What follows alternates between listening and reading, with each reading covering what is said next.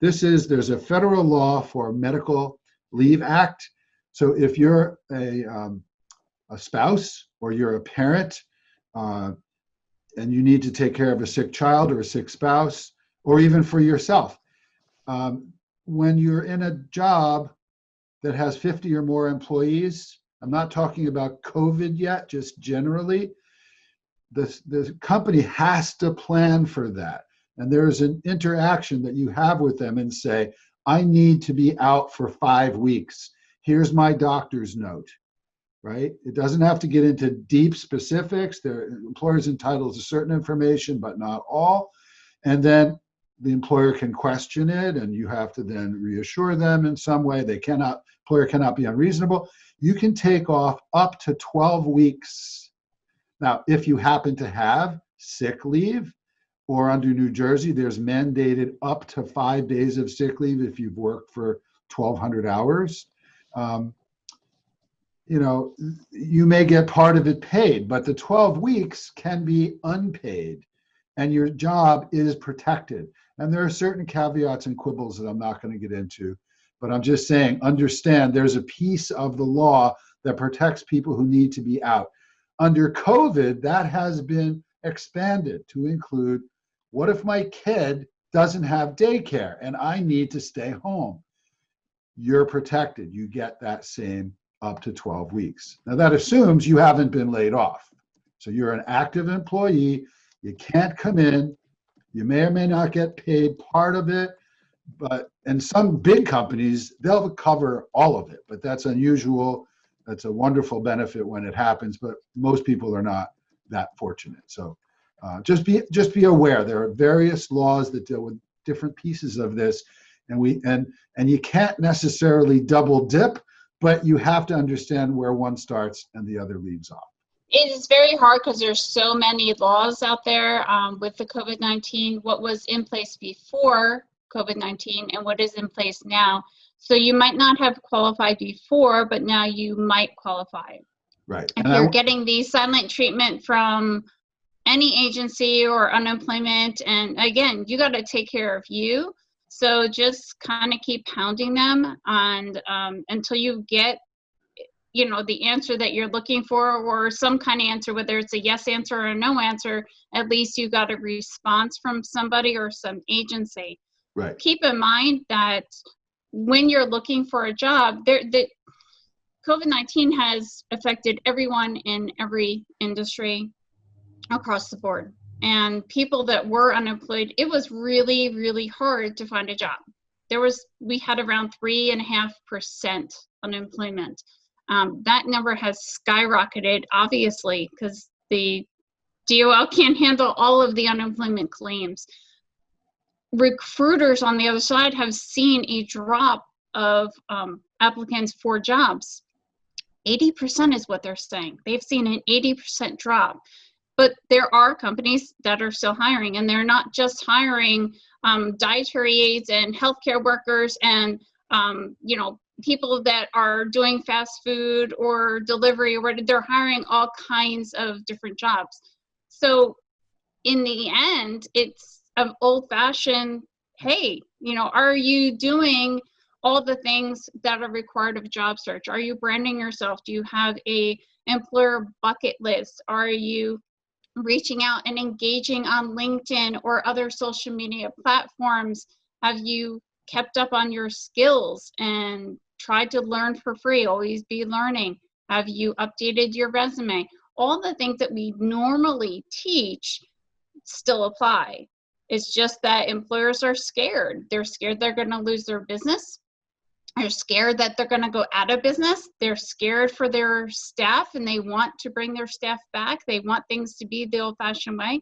But you're seeing, hey, we knew that video resumes and video interviews were coming down the pike. Well, you're on a virtual call now. Mandatory now. Exactly. It's mandatory. So people are instituting all of these things, but we are in a very sue-worthy society. So employers are kind of looking around to see who's going to be first to hire and who's going to step out of that box, and is it going to work for them? And then I will kind of mimic what they're doing. They don't want to be the first to be sued. They don't want to be the first to be, doing it wrong. So they want to see what other people are doing. And that's, as a job seeker, very limiting for us, because we just want a job. We just want to make money so we can pay our mortgage and pay our electric bill and all those things. So it's kind of got us in that catch-22. The only thing you can control is you. So with that, are you doing what you need to do, and you're still doing it consistently? That's really the key to landing during this pandemic. Yes. So the Washington Post article talked about workers and consumers worried about risk, and Christine is raising the issue of employers worried about risk. If you bring in a bunch of new recruits, you're bringing in, well, there was a great old expression, you are what you eat. At some point that became refined to mean you are what you eat eats. And that's basically the employer's risk now, is when we bring people in, we don't know who's coming in. That brings in a whole new ecosystem of possible risk.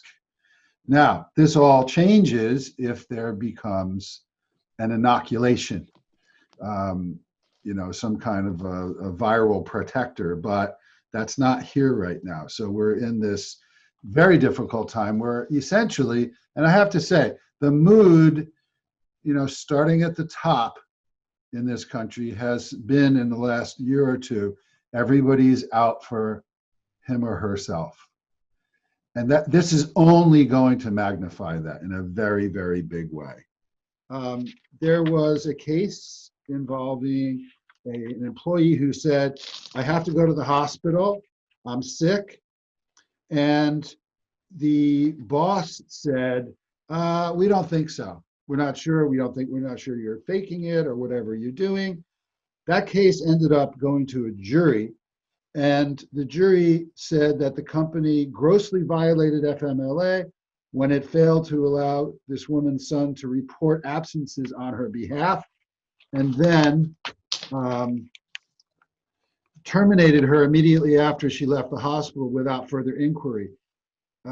She ended up getting $150,000 in back pay and benefits. She got her attorney fees paid. And then the judge said, because the jury had found that it was willful by the employer, they awarded this woman another $150,000. So this article really talks about, hey, HR people, get it right. Don't be messing around with this stuff, because you're putting your employer in a position where they can get sued and lose a lot of money. So let's talk briefly about FMLA and Paid Sick Leave Act and COVID-19. I actually did talk about this a bit. The federal law says 2 work weeks of paid sick leave payable by the employer to employees diagnosed or quarantined for COVID, 2 work weeks of paid sick leave to employees who need to take off for family members impacted by the virus. Interesting. The 2 weeks in each case are paid for by the employer, but they get it back in a tax write-off. So it's a tax credit, like dollar for dollar. That's how it's being funded. But as I said, that's on top of the chart that we talked about with New Jersey paid sick leave. There's a New Jersey Family Leave Act that's very similar to FMLA. It's actually better because it applies to companies with 30 employees or more rather than 50, so it's moving in the right direction. There's a huge struggle to get money and get things covered, and you almost need Hanan or a lawyer to know the lingo of what you are eligible for, or do lots of studying, because you might not be eligible for this, but you're eligible for that, because Congress has, implemented and released a ton of funds that might be available to you, but you don't know that they exist. So it's really important to stay up to date on, make sure you're using the correct lingo, which is posted on that NJDOL site. So I want to show you a graph that I located. Christina's looked at this. It's a wonderful poster. It was created April 16, 2020, as I'm showing you on the bottom of my screen. This is one of those grids that if you actually follow it up and down and around will tell you all of these different benefits. So for example, there's a federal emergency law for children under the FMLA for childcare. There's a federal emergency law for paid sick leave, again, under the feds, Department of Labor. There's a New Jersey earned sick leave, which started last year, up to 5 days a year paid. There's unemployment insurance. And there's also New Jersey family leave insurance, which most people don't know about, but you actually can get money under family leave. It's a little bit like unemployment benefits. Then we have, like, if you have COVID symptoms, which of these can you get? And then there's a bunch of them that are saying, nope, if you have that, you can't get it. And one or two of them are question marks. These slides will be available in your thank you letter, and then you can click that link to download those slides as well as the notes from the chat. Most of the chat questions that we are getting in are about unemployment, and whether it is New Jersey unemployment or Pennsylvania unemployment.